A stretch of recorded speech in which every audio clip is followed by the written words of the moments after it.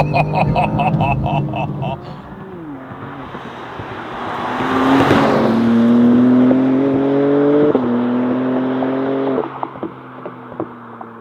guys, welcome to my first drive video on BMW's brand new G87 M2.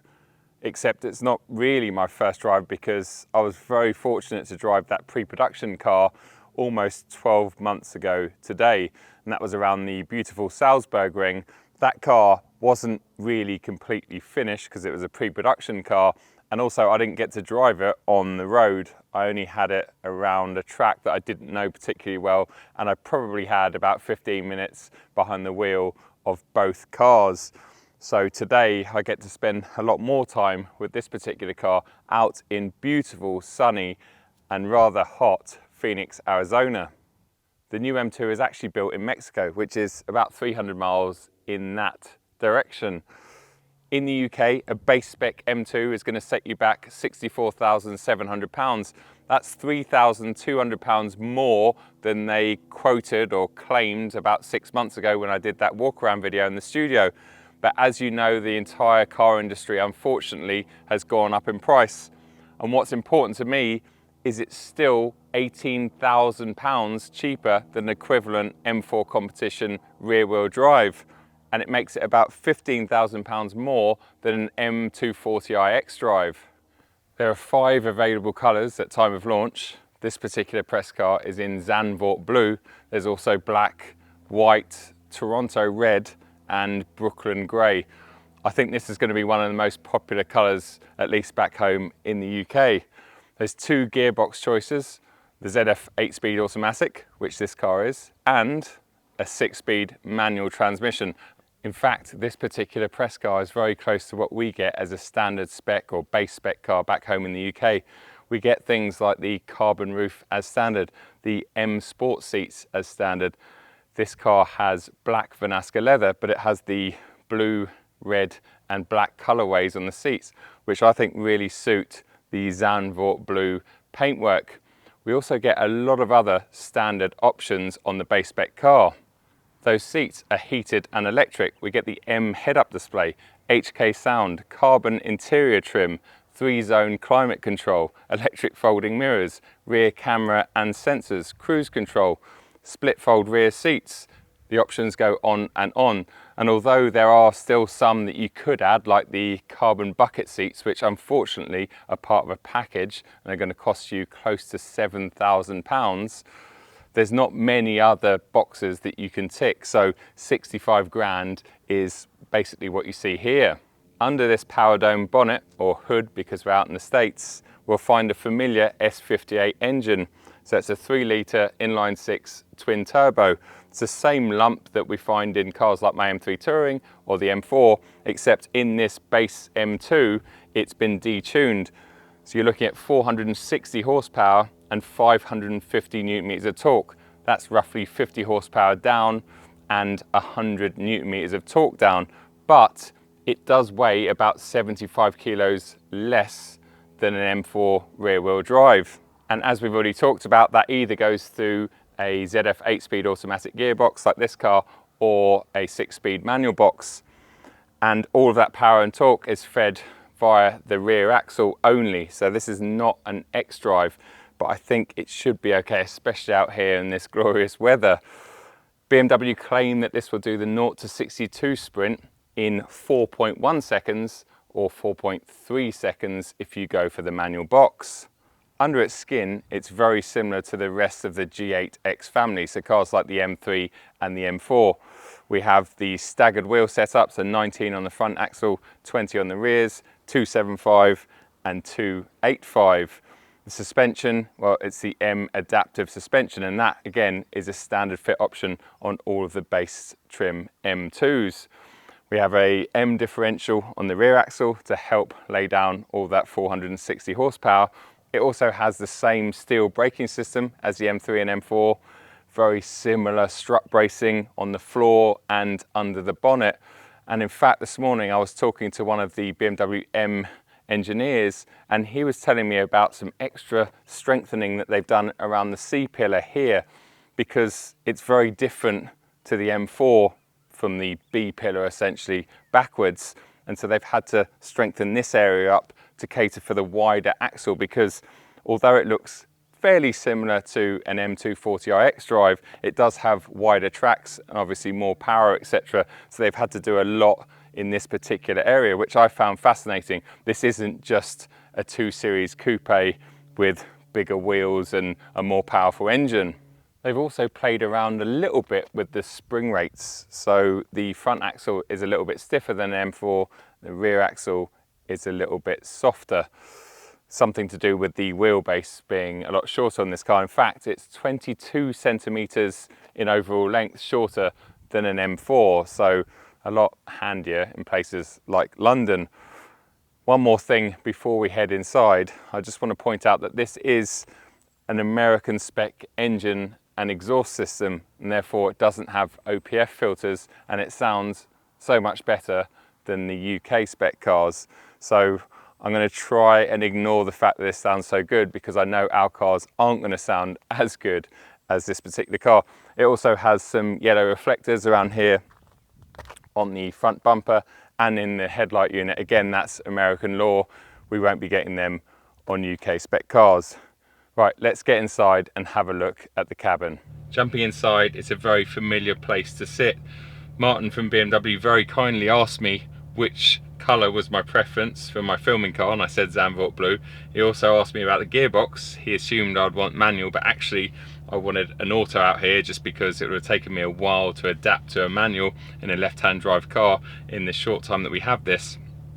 But he didn't ask me about the seats. I assumed they'd all be carbon buckets, and this was one of the very few press cars that have got the M Sport seats. But I'm kind of glad about that, because these are the standard fit seats in the UK, and they're a seat that I'm not as familiar with as I am with the carbon buckets.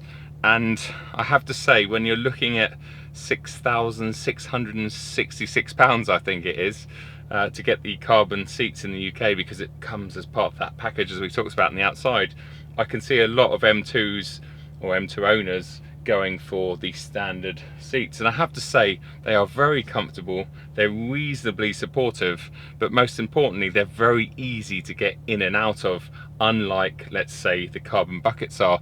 And I think if you're using your M2 as an all-round package, or a daily, I know I use that word a lot, then it's undoubtedly the seat to go for. And yeah, I really like these particular ones. I think they look good. It's a fairly dark and typically German cabin, but there is a little bit of colour splattered about. We've also got some stuff going on in the door cards, which is a 2 Series coupe thing. Something to note though with these M Sport seats, well, I am sitting a little bit higher than I would be if I was in the carbon buckets.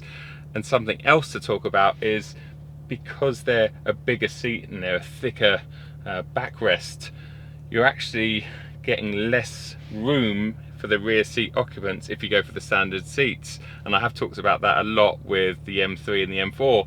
Ironically, if you go for the hardcore carbon bucket, it actually gives you more space in the back, so that's something maybe to consider. Straight ahead of me, well, we've got this lovely current M steering wheel with the M1 and the M2 preset buttons on it. We also have these lovely carbon fiber paddles, which we get on this car's more expensive siblings, so you don't feel shortchanged in here at all. And as we talked about on the outside, well, this carbon trim once again is a standard fit on UK cars. It's great to see that this baby M also has the setup button, which gives you engine, chassis, steering and brake adjustment, and you get the 10-way traction control, which I've tried and tested on a skid pan with Misha a couple of years ago in an M4, and you can feel the difference between every single increment. Really, really impressive, and I can imagine that that technology has filtered down from race cars over the years. In January I was in the Saudi desert for the Dakar rally, and it rained for about 2 of the 3 days. I'm now out here in Arizona surrounded by cactuses and sand, and it started to rain, which is just typical, but that is not going to ruin my fun in the M2. And also, it's not like we don't have our fair share of rain back home in the UK.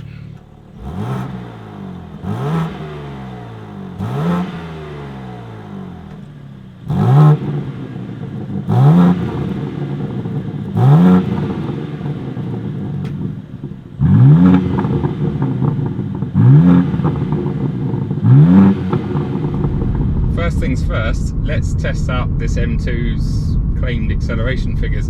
We actually have a section of road that's closed off by the sheriffs. How cool is this?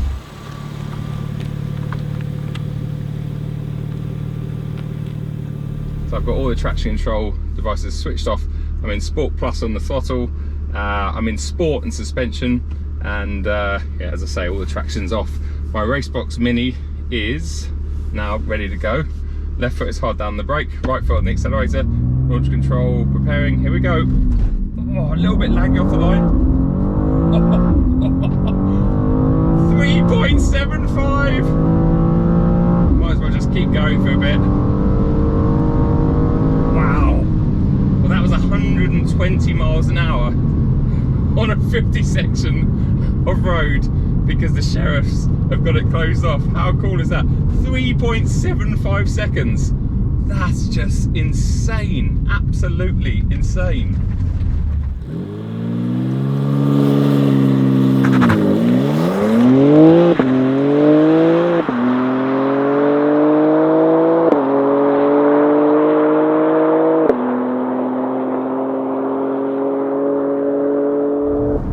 See if we can better that. Something that is interesting is a rear-wheel drive M3 or M4 will launch in second gear. This launches in first gear, so yeah, I find that quite interesting. So let's line it up just about here. This one feels like it's going to be more downhill, so if anything a little bit quicker, which will be ridiculous. Rear-wheel drive, okay, conditions out here are pretty good, but those PS4Ss really dig in. So here we go. Same settings, left foot hard down the brake, right foot on the accelerator, preparing launch control active, here we go. Oh, it's just a little bit slow off the line. 3.6 seconds, or 3.67. Wow. Oh, that feels so naughty on a public road.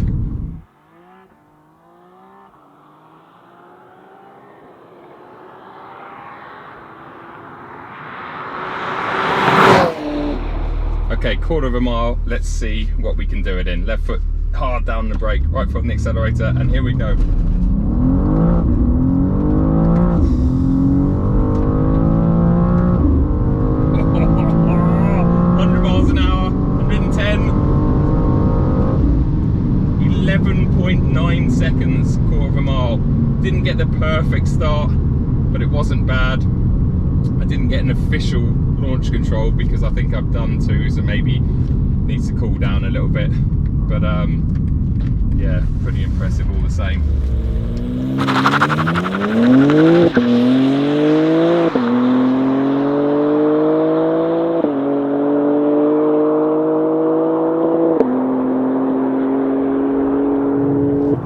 Now we know the new M2 is very quick. Sub 4 seconds to 60 miles an hour for something that's rear-wheel drive is just insane. But what I want to know, and hopefully what most of you want to find out, is what it's like when we take it down to one of our favourite roads. There's a really nice tight and twisty road just down here that I did some of my flybys on earlier on. I think it suits, or it should suit, the M2 very, very well. Let's see if it feels any different to the M3 and the M4. The previous generation M2 and the M2 Comp, like my car, well, they always felt a little bit more playful along a tight and twisty road because their wheelbases were a bit shorter. And that's kind of what you want with your M2 as far as I'm concerned. You want to have a car that is fun more of the time.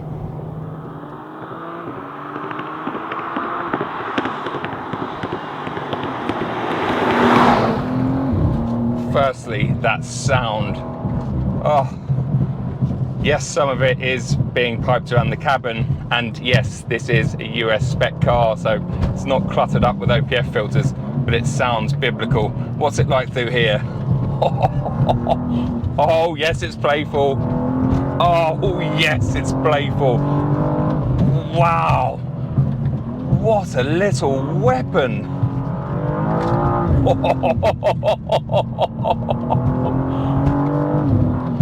Oh my goodness gracious me. Is the new G87 M2 fun? Yes, it's lots of fun. It really is. What a little animal. Oh. I've got the suspension set to sports, which is the sort of middle ground, because although the road surface isn't perfect out here, it's definitely better than a UK road surface. And being in sport, it just supports itself a little bit better, because it still weighs just over 1,700 kilos. It's not light, but it definitely feels like it's lighter than that. Oh, it's so good. The grip that these Michelin Pilot Sport 4S's produce in weather like this, on tarmac like this, is just unreal. The front end, I'd have to say, and I did say this when I had it around the Salzburg ring, that pre-production car, the front end didn't feel quite as good as an M3 and M4, and I'm gonna back that up by saying I can feel the same on the road. Just doesn't feel quite as stiff around the front end. I'm not sure if they've done that on purpose. Maybe there's a little bit more feel, steering feel, and a bit more feedback, but the front end's just not as good as it is in a G80 or a G82, because those cars, I mean, I go on about it all the time on my channel, those cars defy physics. They've got such a fantastic front end, but it's so good that on the road, well, you hardly ever get close to its limits. So once again, the M2 is proving to be more usable and easier to reach the limit on the public road without going to silly speeds.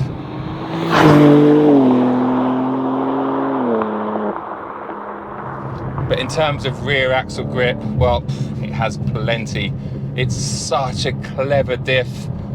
Those wide tyres, we already know from the M3 and M4 how much traction it produces.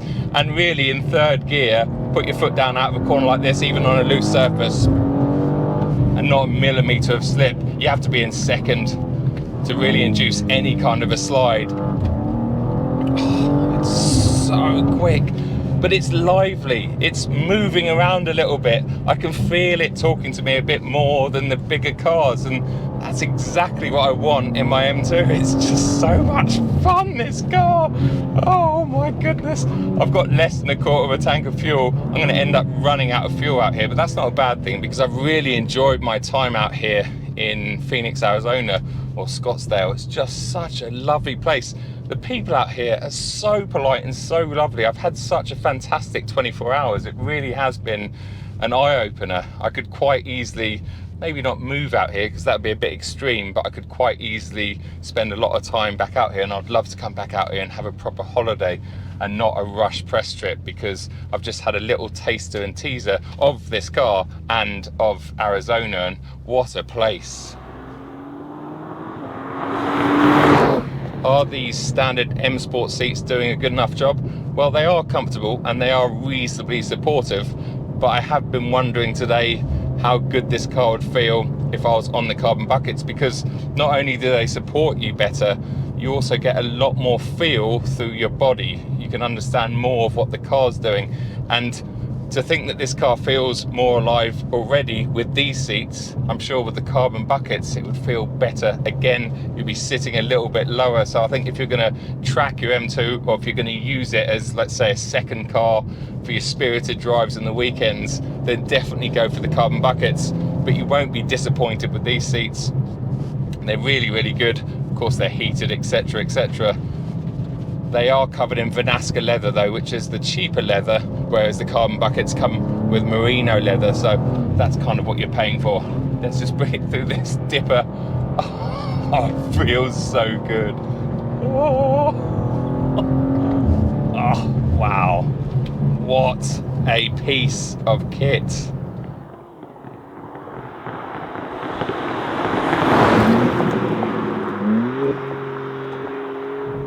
I'm a big fan of the M3 Touring and the M4, as you know, but one thing that they don't do so well is come alive on the road.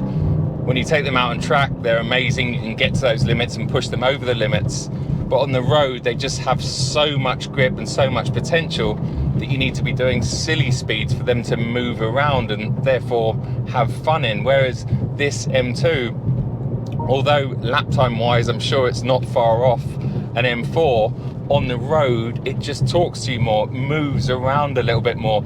Must be something to do with the shorter wheelbase, because we've got the same mechanical grip.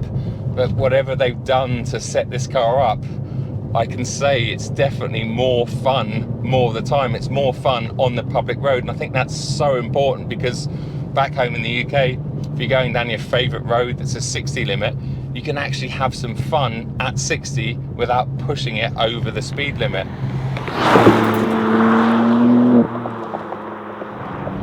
Will I be getting myself a new M2? Unfortunately not. Firstly, I couldn't afford one. Secondly, I couldn't justify having one alongside the M3 Touring and my brilliant F87 M2 comp. It would mean getting rid of one of those two, and I think as a two-car garage, well, they're pretty cool. But if I had to revert back to one car, ironically, I think this is a car that does everything. It really is. You could squeeze 4 adults in here if you needed to. You could go away on a long road trip because you've got plenty of boot space. It's lovely and quiet and civilized on the motorway and reasonably efficient. It will do 35 miles to the gallon plus at 70 miles an hour. But when you hit a road like this, oh, it absolutely tears it apart. It's just so much fun. Really, really is a good car. I think if I'd driven one of these 6 months ago, I would have potentially cancelled the M3 Touring and put my name down for one of these, and then figured out what to do with the F87 when it arrived. It's that good. And yes, 65 grand is a lot of money for a 2 Series, but as we know, car prices have just gone insane. I think something that has close to 500 horsepower will do 0 to 60 in well under 4 seconds and give you this much fun on the road. And also the quality, fit and finish of a BMW product. It sounds like I'm trying to sell the car, but I can tell you this, I haven't been this impressed with a car for a long, long time. It's just brilliant. I also love this road, and I think this road and these surroundings really do help. Anyway guys, thanks a lot for watching. I hope you've enjoyed this video. Didn't get much sleep over the past couple of days.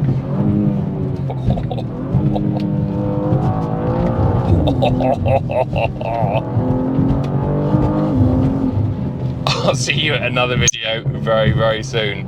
Take it easy.